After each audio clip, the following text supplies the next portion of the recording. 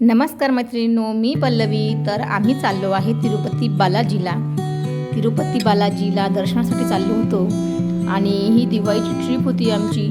तर जेव्हा आपण तिरुपती बालाजीला जातो तर तेव्हा आपल्याला महाराष्ट्रातलं जेवण हवं असतं, कारण ते सारखं इडली डोसा सगळं मिळतं.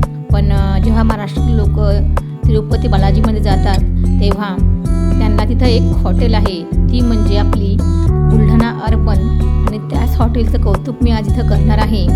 तर आता आमचा ट्रेनचा प्रवास संपणार आहे लवकरच, कारण आम्ही रात्रीपासून बसलो आहे ट्रेनमध्ये. म्हणजे सकाळी 6 वाजल्यापासून तर पूर्ण अख्खा दिवस अख्खी रात्र आणि दुसऱ्या दिवशी सकाळी म्हणजे 8 वाजता आम्ही पोहोचणार आहे तिरुपती बालाजीला. आणि बालाजीचा प्रवास खूप छान झाला आहे आमचा. आणि हाही व्हिडिओ खूप लेट अपलोड होत आहे, कारण मध्ये माझे क्लास, फोटो फेअर, त्यानंतर माझं पुण्याला शॉप सुरू होते आहे, त्याचं सगळं असल्यामुळे जे माझ्याकडे गॅलरीमध्ये जे व्हिडिओ आहे ते तुमच्यासोबत मी शेअर करते आहे.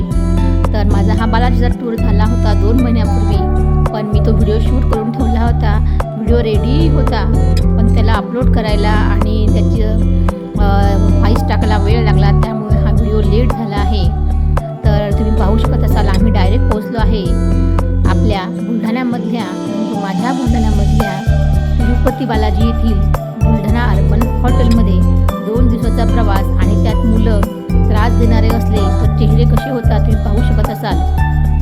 आणि रांगोळ्या पण खूप छान काढलेल्या होत्या इथं. आणि जेव्हाही आपण तिरुपती बालाजीला येतो त्यावेळेस तुम्ही बुलढाणा अर्बनमध्ये नक्की जेवण करा, कारण बुलढाणा अर्बनसारखं जेवण कुठंच मिळत नाही. आणि इथं महाराष्ट्रीयन भोजन इतकं छान मिळतं की आपण जसं घरी जेवतो त्याहीपेक्षा जेवणाचा आनंद म्हणजे निवास तिरुपती बालाजी येथील महाराष्ट्रीयन हॉटेल बुलढाणा अर्बन. तर जेव्हा तुम्ही नक्की प्लॅन करा तिरुपतीला जाण्याचा, तेव्हा ऑनलाईन इथं बुकिंग होते आणि सगळ्यात स्वस्त, मस्त आणि छान, आणि मेन म्हणजे पोटाला अजिबात त्रास न देणारं आणि सगळ्यांना हवं ते मिळणारं या हॉटेलमध्ये तुम्हाला नक्की खाता येईल.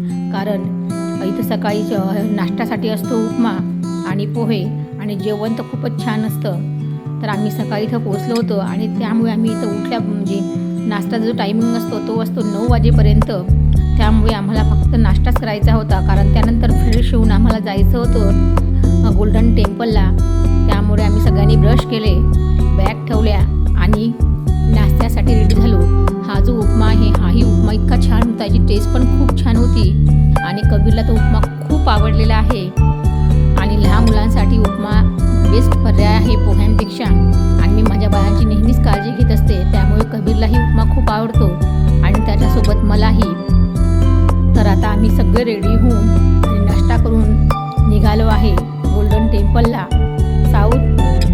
साऊथमध्ये एक वैशिष्ट्य म्हणजे इथल्या कुठल्याही मंदिरात तुम्ही मोबाईल अजिबात नेऊ शकत नाही.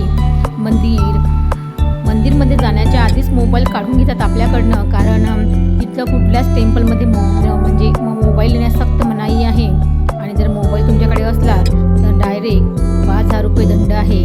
त्यामुळे मी मग तुम्हाला बाहेरूनच मंदिर दाखवणार आहे, कारण की आत जाण्याची अजिबात परमिशन नव्हती. आणि मंदिर पण खूप सुंदर आहे, एवढं सुंदर मंदिर आहे गोल्डन टेम्पल. पण काय करणार मैत्रिणींनो, मी तुम्हाला ते माझ्या व्हिडिओमध्ये कॅप्चर नाही करू शकली.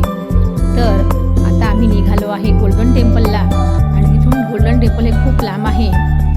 तरी पण 4-5 तास सहज लागून गेले, आणि पण डोळ्यांचे पारणं फिटून गेले, कारण एवढं सुंदर मंदिर आणि त्यातल्या त्यात ते गोल्डनचं तर बघायचं सोय नाही.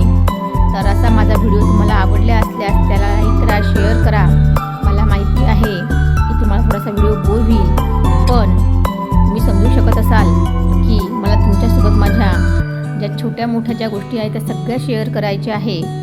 आणि मेन म्हणजे आपण जेव्हा आपली 2 मुलं असतात, तो एवढा लांबचा प्रवास, आणि दोघंही खूप त्रास देणारे जर असले तर तो प्रवास किती आनंददायी असतो हे प्रत्येक आईला माहिती असते.